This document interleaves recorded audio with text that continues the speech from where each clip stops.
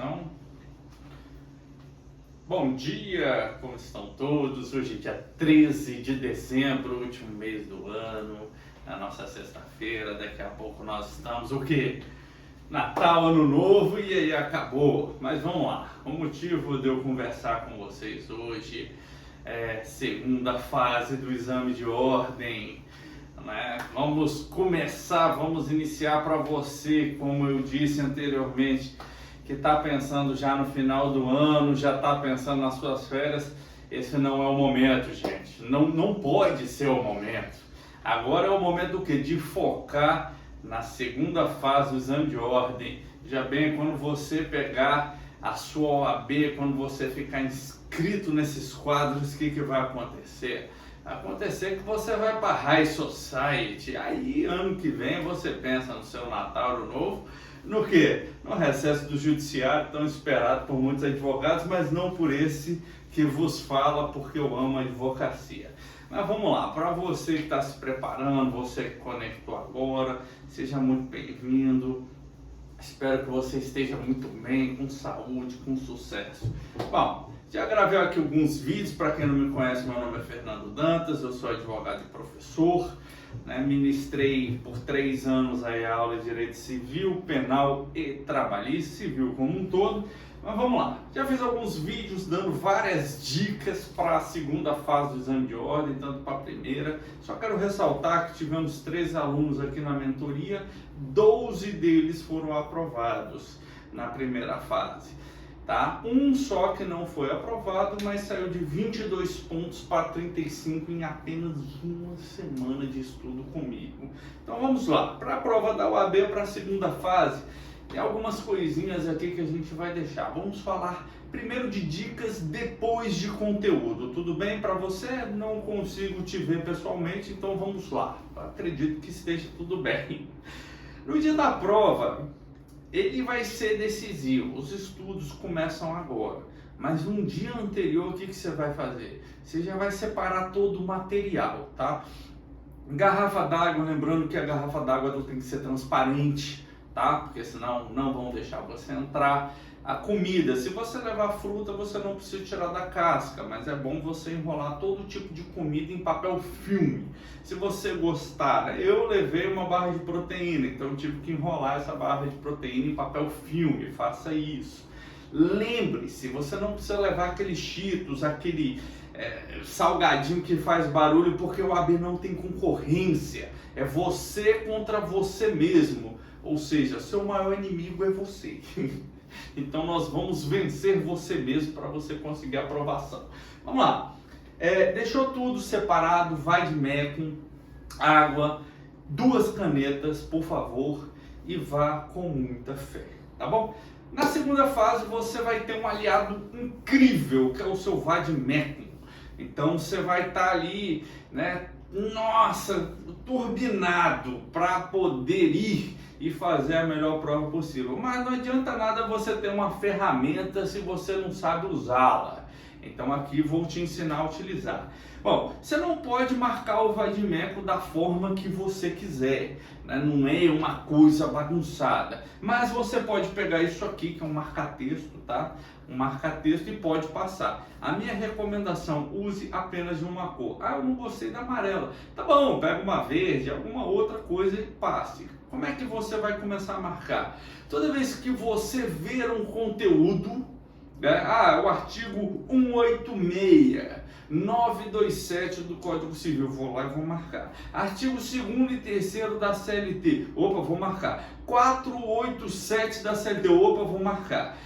Lá do penal, 403, parágrafo 1º, alegações finais memoriais, vou marcar. Tá. Mas aí vai ter a subdivisão, porque em todos os ramos desse direito que estamos falando aqui, tanto civil quanto penal quanto trabalhista, eles são subdivididos da seguinte forma: nós temos as peças iniciais, de penal, para você que está pensando aí, é queixa-crime, tá? Queixa-crime é o inicial, e nós temos as defesas, nós temos recursos e nós temos a fase de execução.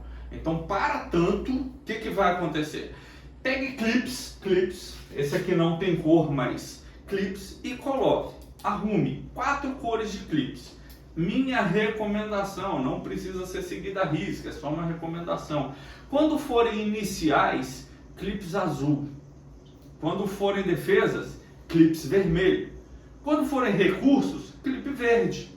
E quando for execução, clipe amarelo. Aí tudo tá lá na fase de execução. Beleza? Vamos lá. Temos uma outra dica aqui. A OAB, ela gosta muito de encher a paciência, a FGV. A OAB é outra coisa, tá? FGV, a banca.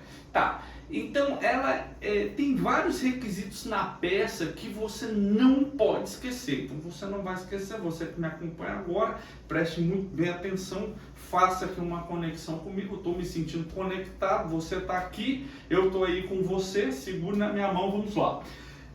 Então, uma delas é o seguinte: você não pode se identificar na prova de qualquer jeito. Eu sei que sua ânsia está correndo na sua veia a pólvora do advogado. Você já quer litigar, já está aqui preparando os dedos para escrever a petição e processar o mundo. Eu também já tive, ainda tenho esse sentimento, tá? Mas vai com cuidado. Você não pode chegar ao final da prova e colocar o seu nome em uma AB fictícia. Por exemplo, você bota lá Joãozinho OAB UF 1506. Está reprovado, identificação. Você colocar advogado 3 pontos, OAB 3 pontos. Pronto, acabou. Né? Advogado encaixado, pelo amor de Deus, e OAB também, para você não ser o quê? Reprovado. Que a gente vai evitar todo tipo de reprovação. Beleza. A outra coisa é margem.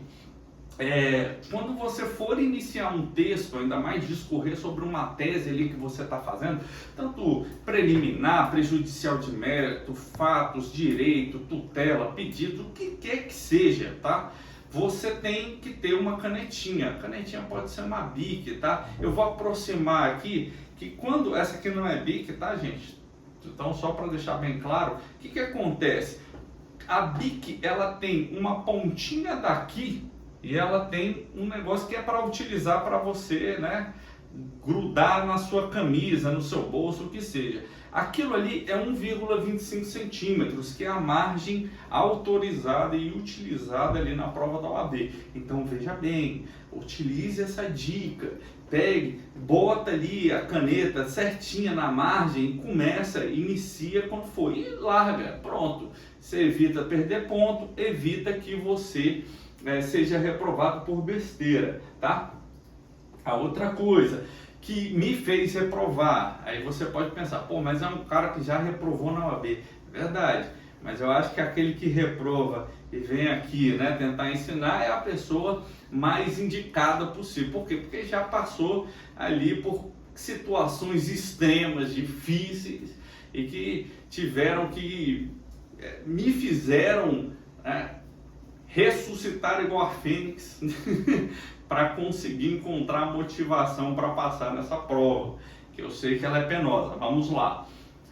O item 3.5.6 da OAB, o que isso quer dizer? Nas questões subjetivas, pelo amor de Deus, coloque um A maiúsculo e feche o parênteses, um B maiúsculo e feche o parênteses, e se tiver um C maiúsculo e feche o parênteses, porque se não colocar é zero. Então, por favor, coloque isso, não esqueça jamais. Vamos continuar, tá? Olha, na questão prático-profissional, usar o rascunho inteligente. O que é um rascunho inteligente? Rascunho inteligente é o seguinte: você vai começar ele pelos pedidos. A estrutura de peça me acompanha aqui, tá? Você que uma hora vai poder rever esse vídeo que eu vou disponibilizar, então eu vou passar hoje muita informação importante, mas você vai conseguir rever tudo, tá? Vamos lá. Na estrutura de peça eu tenho um endereçamento, eu vou ter o número dos autos, se não for uma inicial, vou ter uma qualificação, o nome da peça, a qualificação da outra parte, nulidades, né, preliminares ali, prejudicial de mérito, prescrição e decadência, fatos, direito, tutela, pedidos. Tá? Mais ou menos assim a estrutura da peça. Mas como que eu vou começar a peça? Eu vou começar pelos pedidos.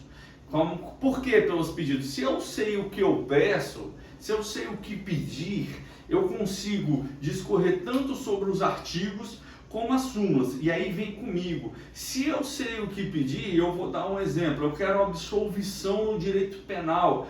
por falta de provas. Onde que está? Artigo 386, inciso 7 do CPP, Código de Processo Penal. Então acompanha aqui comigo. Olha, vou lá, vou marcar e eu já sei que eu quero uma absolvição. Eu quero uma desclassificação do crime de roubo para furto, porque não tem ali a violência ou agravo ameaça. Poxa, então é do 157 para 155. Pronto, beleza. Tá. E eu tenho dosimetria da pena, 57, 62, 63, 65. Pô, já tô sabendo aqui, ó, pá, beleza, primeira, segunda, terceira fase da dosimetria. Show! E eu tenho o artigo 44 do Código Penal. Qual que é? Substituição da pena privativa de liberdade para restritiva de direitos. Então eu já sei o que eu vou pedir ali. Primeiro a absolvição, depois uma desclassificação, depois uma substituição, dosimetria da pena, perdão, substituição da pena privativa de liberdade para restritiva de direitos e pronto. Então beleza, já sei quantas páginas eu vou utilizar nos pedidos, eu já sei os artigos, então agora é discorrer. Já tenho minhas 3 teses e agora vamos para a peça. Beleza, tem uma prejudicial de mérito da prescrição, artigo 109 do Código Penal, pronto, tá ali. Tem uma nulidade ali sei lá, de uma inversão, beleza, vai lá no código, dá uma olhada e faz, já temos os pedidos, toda a estrutura. Por quê? Porque a dica é a seguinte, se você sabe quantas folhas, quantas linhas você vai gastar nos pedidos, e você que gosta de escrever muito, e eu te aplaudo por isso, porque aluno que escreve muito é aluno bom, você já sabe ali quanto que você vai gastar. Porventura você começou a escrever demais e viu que não vai dar para fazer seus pedidos, pega o gabarito. Ali, pega os gabaritos das últimas provas, 42, 41, 40 do exame de ordem. Você vai ver, dá muito mais ponto os pedidos do que suas teses. Então se você vê que não vai dar tempo, para ali no meio da sua tese, não vai ser descontado e faça os pedidos certinho. Tá? E o resto do rascunho inteligente? Cara, você vai botar na qualificação aonde quer, você não vai ficar escrevendo tudo, excelentíssimo senhor, doutor, ou civil e família, ou trabalho, perdão, ao juízo de direito, você não vai botar isso, não tem tempo, não dá tempo. A FGV não te dá tempo para isso. Então você vai ficar olhando o vade-mecum para buscar artigos e súmulas para conseguir fazer suas teses, para você conseguir, né, fazer uma melhor prova possível. Beleza, fez a peça prático-profissional. Deixa eu só beber uma água, você me permite aqui, só para a gente dar uma relaxada. Conseguiu fazer a peça prático-profissional? Pega aquela dica do banheiro, levanta a mão, fala, olha, eu quero ir ao banheiro. Poxa, mas eu não estou com vontade. Não me interessa, não discute comigo. Só confia. Você tem que confiar em mim. Pegar na minha mão e fazer. Você vai dar uma volta. Você vai jogar água no rosto. E você vai voltar para as questões subjetivas. Como é que você vai fazer as questões subjetivas? Lembre-se. As questões subjetivas são 4, subdivididas em A e B e talvez em C. Como é que funciona?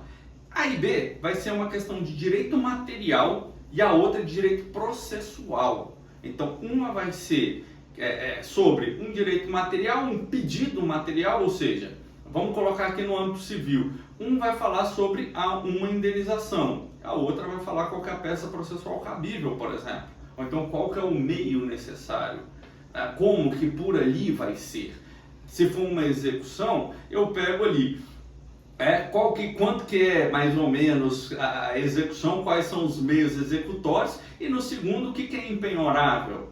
Pronto, né? Então vai ficar mais ou menos assim, né? Um direito possessório, eu pego e falo assim, poxa, lá no artigo, no Código Civil tem lá a ação possessória, o que é a propriedade, se é a propriedade da pessoa ou não, e o outro, uma ação de reintegração de posse, está no Código de Processo Civil. Então vocês vão pegar isso. No penal e no trabalhista, vocês vão ver um pouco mais assim, a legislação extravagante, lei de drogas, Maria da Penha, Estatuto de Desarmamento, e no trabalhista nós vamos ver muito OJ, súmula do TST ali, beleza? Mas ali vocês vão dar um jeito, questão subjetiva. Agora eu peço uma gentileza a todos vocês, por favor, a confiança de vocês tem que estar em alta. Então, se vocês porventura estiverem nervosos, respira fundo e solta o ar devagar 3 vezes.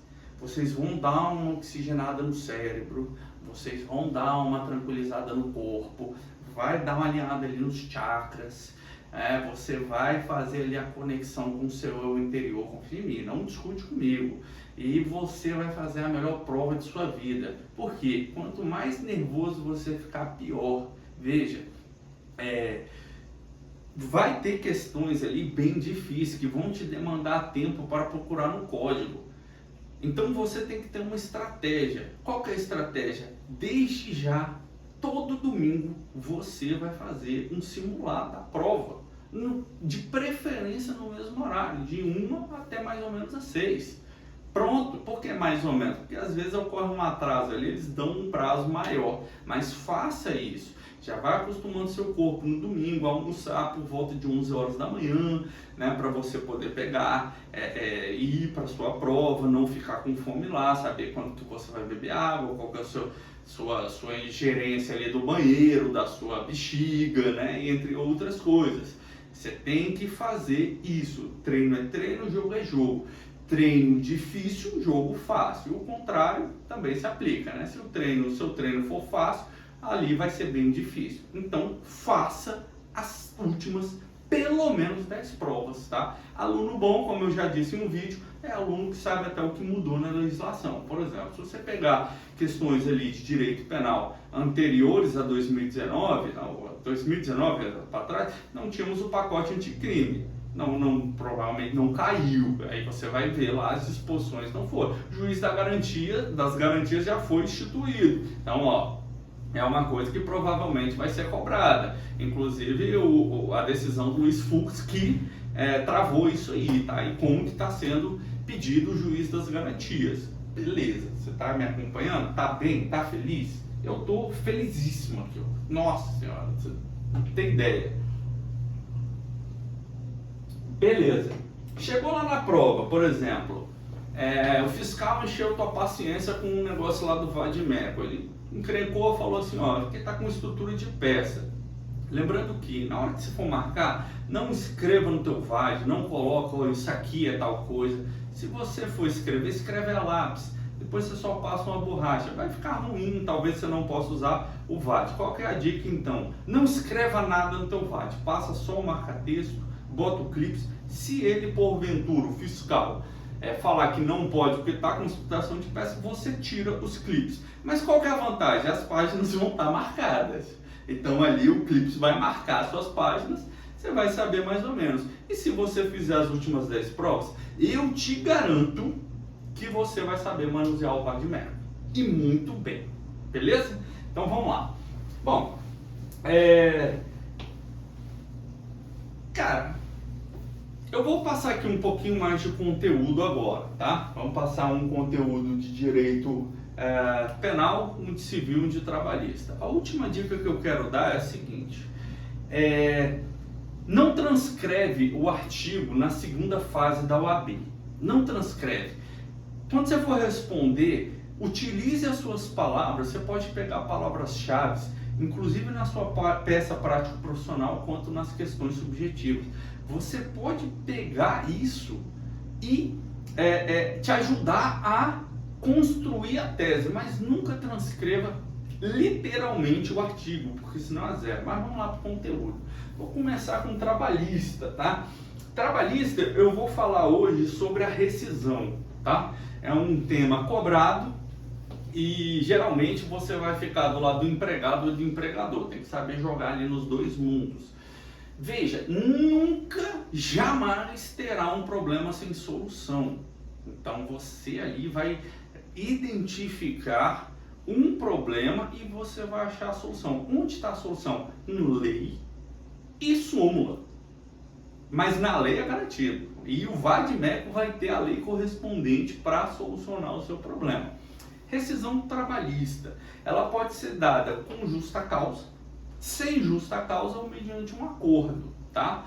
Com justa causa é se ocorreu alguma falta grave, Está no artigo 482 da CLT, tá? Então você dá uma olhadinha lá. Eu tenho uma rescisão com justa causa. Embriaguez habitual, desídia, né, jogo, entre outras coisas lá, o rol é extenso, tá? Ato de insubordinação, indisciplina, agressão contra alguém da empresa, um superior hierárquico, entre outros, tá? Só para demonstrar aqui que eu também já fiz muito dessa peça, beleza? Então vamos lá.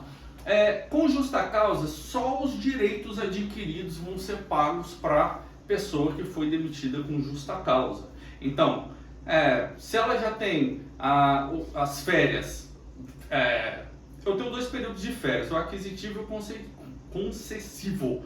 Então, se no aquisitivo já ocorreu, ou seja, ficou aquele 1 ano e a pessoa já tem direito às férias, esse valor ela vai receber. Agora, se tiver ainda no concessivo, não. E o 13º, se ele já enquadrou ali, vai receber. Aviso prévio, de jeito nenhum. O FGTS, de maneira alguma. Entre outras coisas, tá? Então, só os direitos adquiridos. Tá, e eu tenho uma decisão sem uma demissão, um desligamento sem justa causa. E aí eu tenho as seguintes verbas. Eu tenho aviso prévio. O aviso prévio, como ele funciona? São 30 dias. Mas tem uma lei própria, que agora me falha a mente, você vai me perdoar, que diz que a cada ano completado acresce mais 3 dias. Então fez 1 ano, 33 dias, fez 2, 36. Qual que é o limite? O limite é 90 dias. Ou seja, pessoa que trabalhou 20 anos numa empresa vai ter um aviso prévio de 90 dias. Existe uma discussão na Justiça do Trabalho sobre o aviso prévio trabalhado. Eu tenho 2 tipos, indenizado e trabalhado. O indenizado é correto, a pessoa vai receber 90 dias. Agora, se trabalhar, a pessoa vai ter que trabalhar 90 dias? O entendimento é que não. Que por enquanto não trabalha 90 dias. Ela trabalha 30 e a pessoa que escolhe trabalhar, ou a empresa que escolhe trabalhar, o que acontece? Ela vai ter ou 2 horas a menos por dia ou a última semana, tá? Por que isso? Historicamente é para ela procurar um outro emprego. Então, com 2 horas a menos, ela pode fazer entrevistas, mandar currículos, ou a última semana para ela se programar aí para fazer o que quiser, beleza? Tranquilo, vamos lá. Eu tenho 13º e férias. 13º ou gratificação natalina, ela está na Constituição, no artigo 7º, e muita gente já quis acabar, mas isso não vai acabar nunca, porque não é uma benesse. Nós temos 4 meses com 5 semanas, então o 13º ele é apenas para corrigir essa falha, tá? Então não acha que é uma benesse do empregador, porque não é um direito seu. Beleza, como é que ele funciona? Você trabalhou de janeiro até dezembro, você tem o 13º completo, senão você tem a fração do mês. É diferente das férias. Férias é o que todo mundo quer, né? Já participei de processos seletivos em que a parte chegou lá e falou assim: por que a gente não começa pelas férias? Gostei, né? Quem nunca pensou nisso, ou me começa pelo salário. Mas as férias são o seguinte, como eu já adiantei, tem 2 períodos, o concessivo e o aquisitivo. O aquisitivo vem primeiro.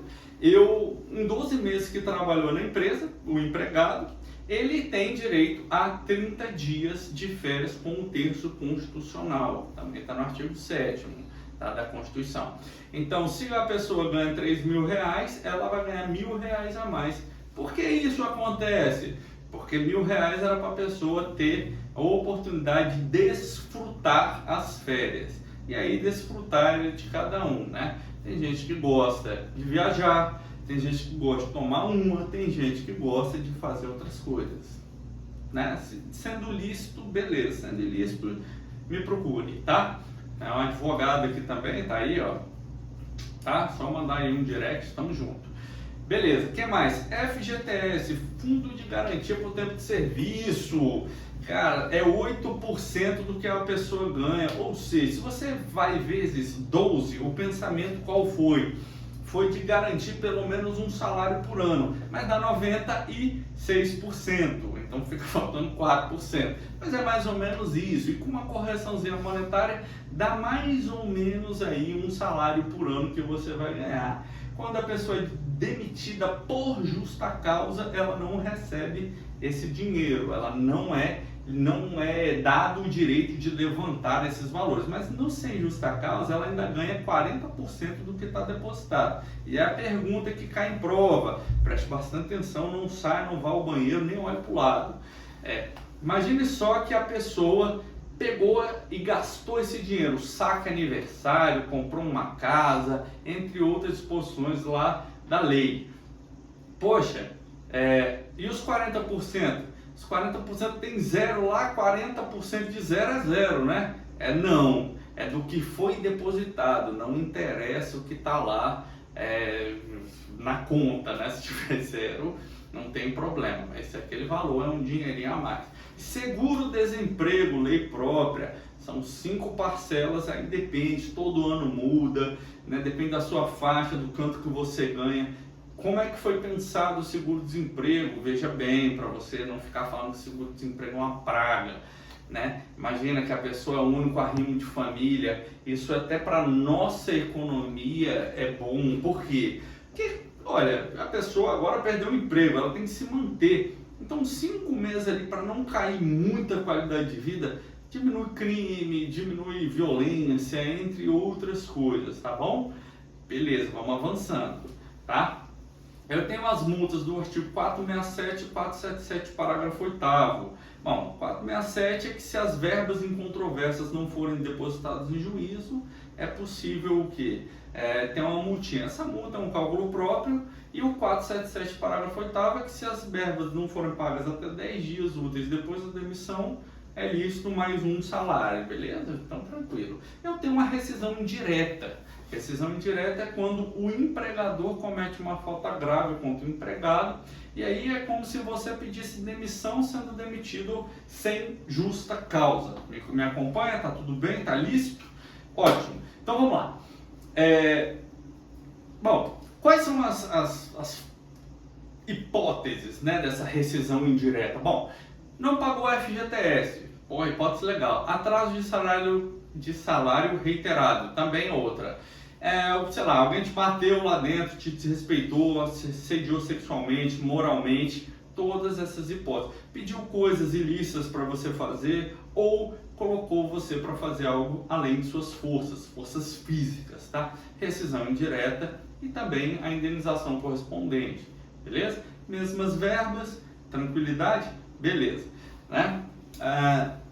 Uma verba que eu esqueci é o saldo de salário. O saldo de salário é assim, imagine que a pessoa eventualmente foi demitida no dia 20, ela vai receber esses 20 dias trabalhados, tá? Eu também ensino na mentoria como faz esses cálculos, de uma maneira bem detalhada, bem simplificada e descontraída, tá? Quem pegou a mentoria em Direito do Trabalho está fazendo cálculo aí a rodo. Beleza. E eu tenho um acordo. O acordo de tudo aquilo que a gente falou, pega pela metade, tá? Então, o aviso prévio, metade.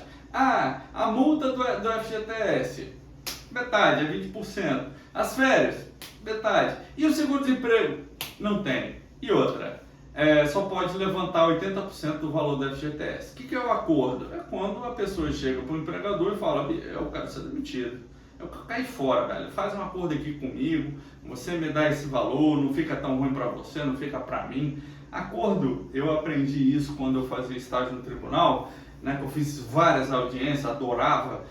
Acordo nada mais é que uma parte abrir mão do direito dela e a outra também. E aí você chega no meu termo e os dois saem felizes, tá? Então é isso. Beleza, vamos agora para aqui por direito civil, vamos falar de responsabilidade. Eu tenho umas responsabilidades. O que é responsabilidade? Aqui no direito, a gente tem o quê? Muito direito e 0 deveres. Mas a responsabilidade, ela, na minha opinião, por isso que eu escolhi esse tema, ela é o ramo do direito mais importante. Por quê? Porque a responsabilidade você vai utilizar no âmbito civil, penal e trabalhista, previdenciário, constitucional, administrativo, financeiro, imobiliário, o que você quiser, eleitoral, pega aí. Por quê? Tudo é uma questão de responsabilidade. Eu tenho um no civil uma ação ou omissão que gerou um dano, eu tenho um nexo de causalidade, e se for subjetivo eu tenho uma culpa, tá? Tá, então vamos aqui no mundo jurídico, né? Exemplo clássico, eu estou andando na minha bicicletinha, sou tranquilo, e aí vem Joãozinho e pega o carro e me pegou. Deus me livre, né? Deixa quieto, vou usar outras pessoas, não vou mais me utilizar. Beleza, a ação me causou um dano e tem um nexo de causalidade. Falam que é o elo, não, pelo amor de Deus, não me fala que é elo de ligação, que é pleonasmo, é a mesma coisa de subir para cima, descer para baixo, né? Não faça isso. Mas imagine como se fosse o super bonder que liga a ação ou omissão com o dano, é aquilo que junta. Vamos lá, um exemplo, um cachorro ou uma criança, né? O cachorro que ataca alguém, então há uma omissão do dono, ele que vai responder pelo dano causado do cachorro. Há uma criança que porventura estava brincando, sei lá, quebrou uma vidraça, o que já acontecia bastante. O pai vai pagar isso, porque é menor, é incapaz, então é responsável. Beleza? Vocês estão me acompanhando? Tá, voltemos pro exemplo anterior, bicicletinha. Bom, me causou um dano. Qual que é a extensão do dano? Dano material, eu posso ter dano estético, ou eu posso ir dano moral, né? Dependendo do caso. Nesse caso eu vou retirar o dano moral, mas eu posso ter dano material e dano estético. Então, Joãozinho, que causou um dano, vai ser obrigado a repará-lo. Nesse caso, a gente tem que analisar a culpa. Por que ele me atravessou? Imagine só que eu estava andando no meio da rua sem atenção. Ele tem culpa? Não. Então, a responsabilidade quebra o nexo de causalidade. Por quê? Porque a culpa foi minha. Então, a culpa exclusiva, ela afasta a responsabilidade. Mas vamos supor que eu estava lá na faixa correta, certinho, capacete, cotoveleira, joelheira, e ele mesmo assim invadiu a pista e acabou me lesionando. Ele vai ser obrigado. E a culpa, ela vem por 3 sentidos: imprudência, negligência e imperícia. Eu vou explicar aqui agora. Imagina que ele estava numa alta velocidade, acabou não conseguindo frear, subiu e me pegou. Isso é imprudência. Imprudência é um fazer positivo. É alguém que está com pressa, é alguém que está agoniado, ansioso. Lembra aí do ansioso, do ansiolítico? Eu acho que é uma boa dica. Que tá, meu Deus, eu tenho que fazer. E o negligente? O negligente é o tá de boa, eu não vou ficar olhando, eu não vou ficar fazendo, né? Deixa pra lá, eu não vou pedir um socorro, eu não vou atrás disso. Vamos pegar um acidente de trânsito com uma vítima que machucou. Se a pessoa não liga pro bombeiro, ela vai responder pela sua negligência. Então é um fazer negativo, tá bom? E a imperícia? A imperícia, muita gente, muitos alunos confundem, e advogados também, com erro médico. Veja bem, imperícia é o não perito. E o que é uma perícia? Dentro do mundo do conhecimento, dentro dessa gama que a gente não sabe nada, né? Você fez direito, mas não sabe nada, sai da faculdade, sabe nada, faz pós, não sabe mais nada, e quanto mais estuda, menos sabe, e isso que é a máxima socrática, né? Só sei que nada sei. E que bom que a gente não sabe, que a gente vai aprendendo aqui. Aquele que acha que sabe tudo, você não consegue ensinar nada para ele. Volta, né? Não vai muito longe, professor, tá bom. Imperícia. Se uma pessoa começa a engasgar e outra quer pegar uma caneta e fazer aquela manobra de furar aqui, eu não lembro o nome, mas de furar e colocar a caneta aqui para a pessoa respirar, mas ela nunca sentou numa cadeira de medicina. E aí? Isso é imperícia. E se fosse um médico formado com especialização, foi lá e fez errado e matou? Aí é erro médico. Então, lembre da diferença. Imperícia é quando a pessoa não tem capacidade técnica, não sabe, nunca sentou numa cadeira ali daquela profissão e tenta saber, né? Ou sabe tudo. Agora, o erro médico é quando realmente a pessoa estudou, ela tem todo o conhecimento e vai lá e cometeu um erro, beleza? Tá bom. Então eu tenho uma subdivisão que eu quero explicar aqui da responsabilidade civil para a gente ir porque o povo gosta, penal. Então vamos lá, eu tenho o dano material, ele mede pela extensão, tá? Então o dano material ele é certo e determinado. Então, se a pessoa bateu no meu carro, o conserto foi 10 mil reais, são 10 mil reais, não tem para onde correr, beleza?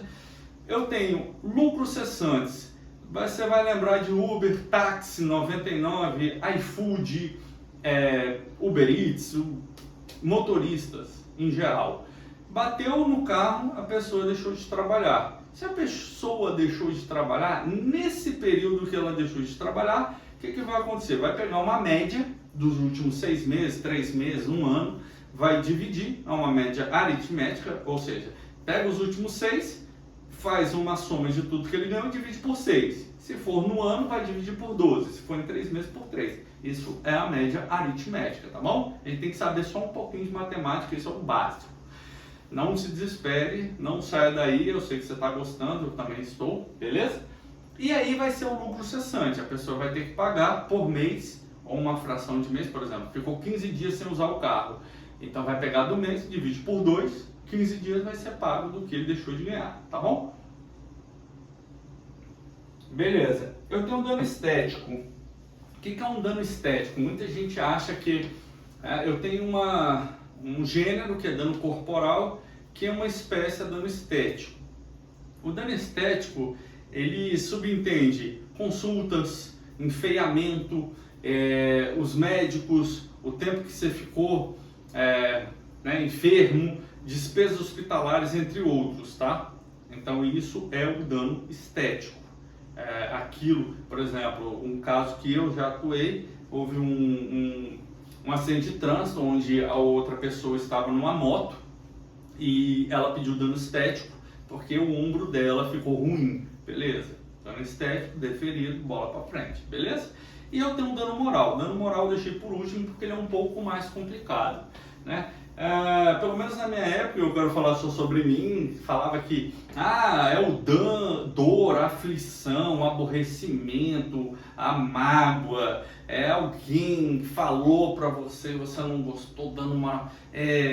não sei se uma época já foi isso, né? Mas ele não é assim, não é isso, esquece. O dano moral ele provém de uma lesão ao direito da personalidade ou dignidade da pessoa humana.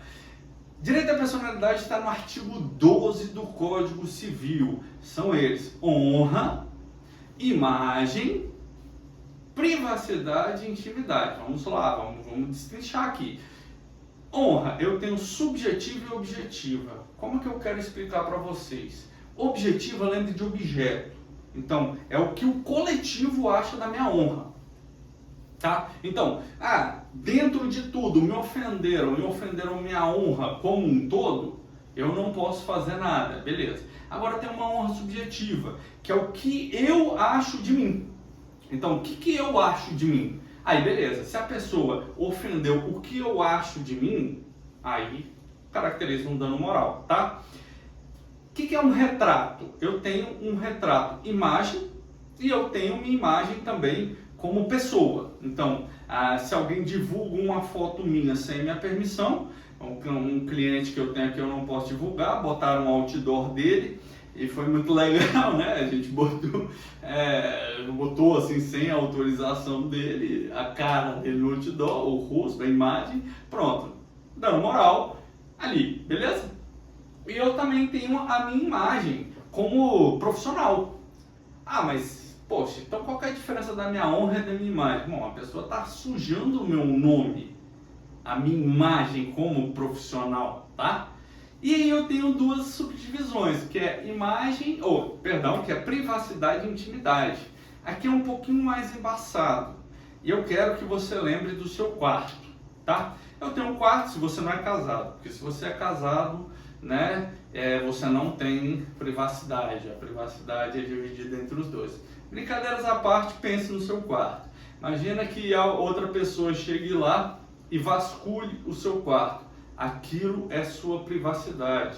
Imagine só que você está trocando de roupa, eventualmente no seu quarto existe um outro prédio limítrofe, ele está na frente e você esqueceu de fechar a cortina, está fazendo ali, né, um exibicionismo e outra pessoa vai e tira foto. Isso é privacidade. E intimidade, então, o que que é?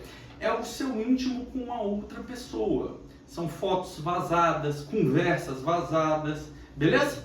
Então, fica a dica aí. Intimidade é realmente uma proximidade com uma outra pessoa. É o foro íntimo, é aquilo que é um segredo que você passa para um amigo, para um colega, para a esposa, para um pai, né? E a sua privacidade seria aquele seu ambiente, tá? Nenhum deles pode ser maculado. E aí vamos pro melhor, dignidade da pessoa humana, artigo 1º, inciso 3 da Constituição. O que é isso? Ninguém sabe, então não vou explicar porque ninguém sabe o que é, tá bom? E eu tenho uma dica, se você tiver em dúvida ali, principalmente em direito civil, sobre o que você vai fazer, amigo, se você destrinchar a dignidade da pessoa humana, a chance de você estar certa é altíssima. Qual que é a fonte? As vozes da minha cabeça, tá? Então vamos pro penal aqui. Penal, muito legal o penal, né? O pessoal gosta muito do penal. Bom, eu vou explicar aqui a primeira fase, né? A teoria geral do crime, que eu acho que é o que as pessoas mais pegam, né? A teoria da prática é uma coisa assim totalmente desvencilhada, é um negócio que assim, você tá lá na faculdade, você vê um negócio, te fala o que é e tal. E na real mesmo aqui, arregaçando as mãos, é outra coisa, mas vamos para a prova do exame de ordem. Eu tenho um fato típico, ilícito e culpável, tá? Eu tenho tipicidade, ilicitude e culpabilidade, teoria tripartite, tá? Então, para eu ter um crime, eu preciso disso. Agora, eu sei que eu não vou ter tempo, porque aqui são vários dias aqui para a gente começar a conversar sobre isso, mas só para que você pelo menos tenha uma base, né? E aqueles que porventura confiarem em mim e quiserem fazer a mentoria comigo, poxa, aí vai ser destrinchado mesmo em várias aulas isso. Mas vamos lá. Eu tenho um princípio que é o princípio da legalidade e anterioridade, que em latim fica muito legal, que é mais ou menos assim: nullum crime nulla pena sine legem. O que é isso? Não há crime sem lei anterior que o defina, nem pena sem prévia cominação legal. Então, o fato ele tem que estar tipificado em lei e ele tem que ter uma pena, ele tem que ter Por que isso? Porque tem um crime sem pena, que é o de tráfico de drogas. Na verdade, é o do 28, que é o quê? O usuário de drogas. Não é o tráfico, é o 33, é o 28. Por quê? Ali tem um crime, mas que não tem pena. Não tem pelo menos uma pena privativa de liberdade, né? A demonstração verbal, participação de curso e pena de prestação pecuniária, né? Aí você paga ali um valor. A demonstração verbal é o sapo, tá? O juiz vai pagar sapo para você. Beleza, então, vamos lá. Eu quero que você me acompanhe 40 anos atrás. Eu não era nascido, estava quase lá, tá? Mas mesmo assim, né, eu tenho um barbeiro aqui, eu vou agradecê-lo, ele é muito bom, me deixa aqui mais novinho, né? Johnny, um abraço, Johnny. Vamos lá. O que acontece? Imagine só 40 anos atrás que não existia a internet, não tinha computadores, celulares como a gente tem hoje. Existiria um crime cibernético? A resposta é lógica, não. Então, não tinha como definir tal conduta como crime. Mas vamos pegar o mais simples e o que a galera gosta mais de analisar, que é o do 121, homicídio, evento morte, né? Pessoa morreu, está tipificado em lei? Existe o artigo? Existe. O evento ocorreu. Como que ele ocorreu? Vamos supor que seja por um envenenamento. Pô, então é qualificado. 121, parágrafo 1º, inciso 3, se eu não me engano. 2. Aí, pô, tá ali. Pronto. Nós temos tipificação. E aí nós temos que ver como que isso ocorreu. Tá bom. Foi por Dolo ou culpa? O que é o dolo? O dolo é a intenção. Fez, pum. E a culpa? A culpa não tinha intenção. Aí vamos subdividir em dolo eventual e culpa consciente. Que, vocês me perdoem aqui, mas as duas palavras começam com F, né? Que é o pan e o pan. Eu não vou falar palavrão aqui, vocês me desculpem, mas vamos atrás. Qual que é? Ele vê o resultado e ele prevê e ele não se mostra indiferente. Se acontecer, aconteceu. Se não acontecer, também tanto faz. Esse é o dolo eventual. E o outro, ele prevê também o resultado, mas ele acredita fielmente que aquilo não pode ocorrer. Vou dar 2 exemplos. O cara está a 200 km numa via de 60. Se pegar alguém, se não pegar, problema. Pegou. Então, dolo eventual. Um cara está num caminhão e os freios não estão muito bons. Só que ele acredita que com a habilidade dele nada vai acontecer. De repente ele pega uma ladeira, o freio falha e ele começa a empurrar um monte. Isso é culpa consciente. Ele podia ter evitado, mas não evitou, tá? Tá bom. Mas dentro dessa tipificação do dolo, tem outras coisas que a gente tem que analisar. Por exemplo, uma coação física irresistível. O que é isso? No evento morte, que foi feito por disparo de arma de fogo, outra pessoa botou a arma na mão, colocou a mão junto aqui e ela puxou o gatilho. Beleza, o seu dedo, o dedo do homicida estava na frente. E o do outro não, que fez o disparo. Mas a força veio do outro. De quem que é? Não tem como caracterizar o homicídio de quem estava com o dedo no gatilho. Por quê? Coação física irresistível que exclui a tipicidade. Então, dentro da tipicidade eu tenho conduta, eu tenho um resultado, eu tenho um nexo de causalidade, eu tenho a tipicidade da pena. Conduta, como eu disse, dolo ou culpa. O resultado, qual foi o resultado ali? Morte, o furto de um tênis, de um ring light, de um celular, foi um roubo com violência ou grave ameaça, foi uma receptação, então temos todos os crimes aí, tá bom? Beleza. O que é o nexo de causalidade? Eu já falei, né? É o super bonder que cola a conduta e o resultado. E a tipicidade? Ele tem que estar previsto em lei. Pronto, matamos tipicidade, perfeito? Ótimo. Vamos para a ilicitude. A gente não estuda ilicitude, a gente estuda a excludente. E calma, eu já estou terminando, tá? Você já está aqui que me acompanha, daqui a pouco a gente já termina, você já vai ficar triste porque você não vai me ver mais, eu vou ficar triste porque eu não vou estar fazendo o que eu amo. Então a gente vai ficar aqui nessa sexta-feira um pouquinho mais triste, mas semana que vem a gente se vê mais, tá bom?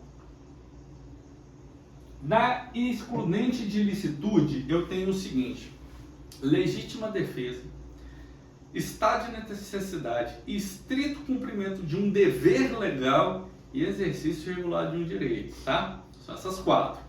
Vamos lá, vamos para os mais fáceis. Legítima defesa, a palavra é agressão.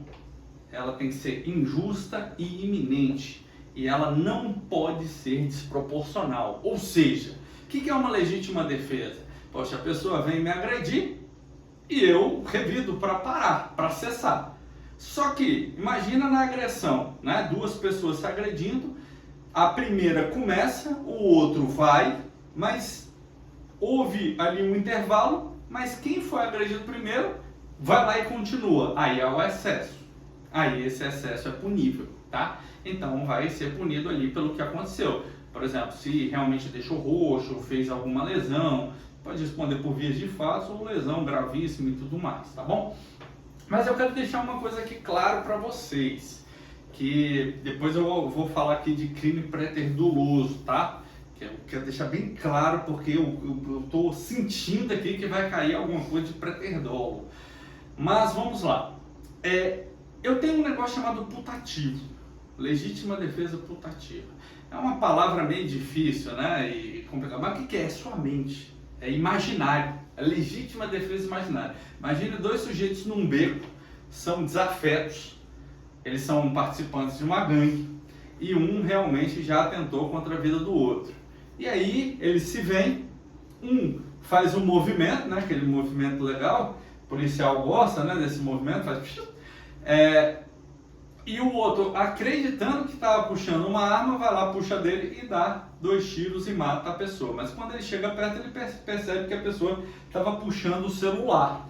Bom, isso é legítima defesa putativa. Qual que é o crime que responde? Nenhum. É um excludente de licitude, ele está absolvido.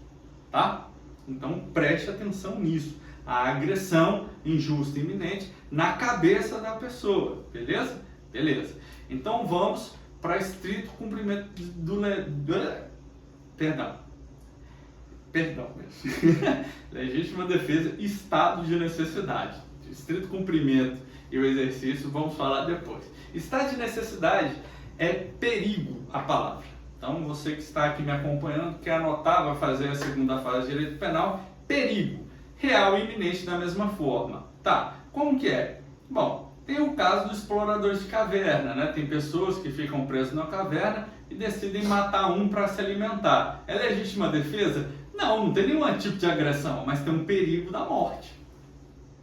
E aí eles decidem matar um, matam para comer, para continuar vivo. E o outro é o rapel, não é rapé para botar no nariz, rapel. Tem 2 pessoas fazendo rapel, o que está em cima começa a ver que a corda vai romper. Ele pega uma faca, corta embaixo, mata quem está embaixo. Estado de necessidade. 2 pessoas, eu vou colocar aqui Jack e Rose, estão ali num náufrago de um navio, né? Existe só uma tábua. Daí Rose pega a cabeça de Jack e... porque Jack está tentando subir, tá? Nesse caso só, tá? Não é no filme não. E ela vai e afoga o cara. Chegou lá as autoridades e falaram, você matou. Ela falou, ué, era a única forma, não cabia nós 2 numa tábua. Então, isso é estado de necessidade, é o perigo, beleza? E aí você me fala, né? E a pergunta que pega muita gente, que é o seguinte, quando um policial, ele na sua função, atira e mata alguém, qual que é a excludente de licitude? É legítima defesa ou exercício regular de um direito? Se você responder que é um exercício regular do direito, a função da polícia seria matar, e não é. Então a polícia só age e causa o evento morte em legítima defesa, própria ou de terceiro, como um refém. Ontem saiu até um negócio legal, a pessoa que estava sendo refém ainda falou, tem tanta coisa para fazer, né? Então se houvesse ali um disparo e o evento morte, ali era legítima defesa de terceiro, tá bom? Beleza, então o que é o exercício regular de um direito? Eu tenho um direito aqui, eu vou fazer um exercício regular de direito. São os pais. Eles têm um direito e tem que ser moderado. É o castigo. E o estrito cumprimento de um dever legal. É o médico que tem que abrir a pessoa, qualquer parte do corpo, para fazer uma cirurgia. É o boxeador que está lá e machuca a outra pessoa, tá? Né? No exercício regular do direito dele, tá bom? Ficou claro? Vamos então avançar para a culpabilidade e última, não sai daí, estamos terminando. Na culpabilidade, eu tenho que saber se a pessoa tem a consciência, então é muito da cabeça, tá?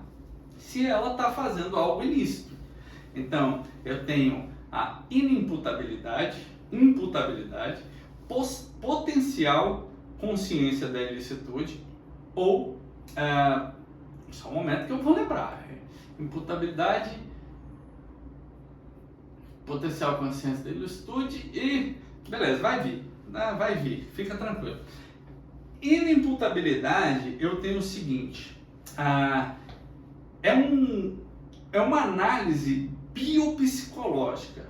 Os menores de 18 não cometem crime, não confunda com direito civil, tá? Nós temos uma capacidade relativa dos maiores de 16, né? Absoluta em capacidade é só menor de 16 anos, então 16, 17 é relativo, mas no penal não, é menor de 18. Ele não fala de menor, pelo amor de Deus, são menores de 18, beleza? Tá, exigibilidade de conduta diversa, eu falei que eu ia lembrar. Então vamos lá, voltando.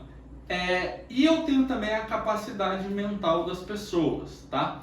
O que é isso? Bom, a pessoa possui algum impedimento, nasceu com alguma condição que a coloque mesmo ali sem saber. Ah, eu posso utilizar então que eu não sei a lei? Não. A LINDB no artigo 3º fala, né, não é dada a ninguém a escusa de não saber a lei.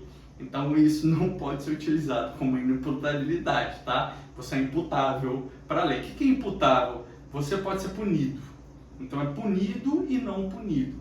Então, adolescente comete crime? Não, ele comete ato infracional análogo a um crime. Então não cai nessa. Se é menor, não comete o crime. Vai pelo ECA, Lei 8.069, tá? Beleza? Tranquilo? Potencial consciência da ilicitude. Foi onde a gente entrou. Os exemplos clássicos. A pessoa na Holanda, que lá é liberada a maconha, ela vem pra cá e começa a puxar maconha no meio da rua. Cara, ela não tem como saber, ainda mais que no Brasil nós temos mais de 100 mil leis. Nem a gente que estuda todo dia sabe. Tanto que existem especialistas em ramos, né? Tributário, né? Eleitoral, civil, família, sucessões. Então assim, a gente vai num nicho porque é muito difícil saber tudo. Então, vamos lá. A pessoa veio da Holanda, tá lá fumando maconha, e aí, vai prender? Provavelmente sim. Tá tipificado em lei, como a gente conversou? Tá, artigo 33 da Lei 11.343 de 2006. Poxa, tem alguma excludente de licitude? Não, não tem. Não tem. Ele tá fumando. Mas ele não sabia, porque no país dele é lícito. Então, não tem crime. Ele não tem a potencial consciência da ilicitude. E a exigibilidade de conduta diversa. Era exigível, era possível agir de outra forma ali? Exemplo clássico, presta atenção em mim, a gente já está acabando. Agora é a hora do sprint final, de você ficar assim alerta. Vamos lá. Imagine só que uma família é feita refém, e aí a pessoa horrível com traço de psicopatia liga e fala assim, né, para a pessoa: se você não assaltar um banco, eu vou matar a sua família. Isso é coação moral irresistível. Veja, presta atenção em mim. Agora, que isso é muito importante. Eu tenho duas excludentes, uma da tipicidade e a outra da culpabilidade. A coação física exclui tipicidade, a moral, culpabilidade. Então, se o cara que fez a família de refém, né, que é o bandido, liga e fala: ou você rouba um banco agora, e eu deixo uma mala aí com um fuzil e com, né, espaço para o dinheiro, ou eu vou matar a sua família. Qual que é a opção? Então, a conduta não podia ser outra, senão essa. Então, ele não vai responder o crime, porque a conduta dele não tinha como ele fazer. Dentro do homem médio não dava, não tinha outra coisa. Outro exemplo legal, que é a exigibilidade de conduta diversa, que é a embriaguez total, né? Na verdade relativa. Perdão, eu não vou usar esse exemplo, acho que é melhor não, né? Vai ficar botando aí as pessoas para fazerem. Pensei bem aqui, né? Vamos deixar sem confusão, lembre-se bem, tá? Coação moral irresistível seria isso, beleza? Vamos lá, porque senão vai confundir. Então nós temos aqui toda a análise do crime, fato típico, ilícito, culpável, beleza? Sem isso não é crime. E lembre-se, no fato típico eu tenho conduta, resultado, nexo causal, tipicidade da pena. Na ilicitude eu tenho as excludentes, legítima defesa, você vai lembrar de agressão, estado de necessidade, você vai lembrar de perigo, estrito cumprimento do dever legal, você vai lembrar dos pais, e o exercício regular de direito, você vai lembrar do médico. E a culpabilidade, inimputabilidade, os menores de 18 e pessoas que são acometidas e não conseguem discernir, tá, os fatos, potencial consciência da ilicitude, o holandês, e exigibilidade de conduta diversa, pessoa que faz a família de refém. Beleza? Ficou bom? Ficou legal? Então era isso que eu tinha para dizer hoje. Quero agradecer, vocês são os melhores. Eu amo vocês, fico muito feliz aqui e espero que tenham gostado. Tem mais na próxima semana. Um abraço, fiquem com Deus. É isso aí, valeu.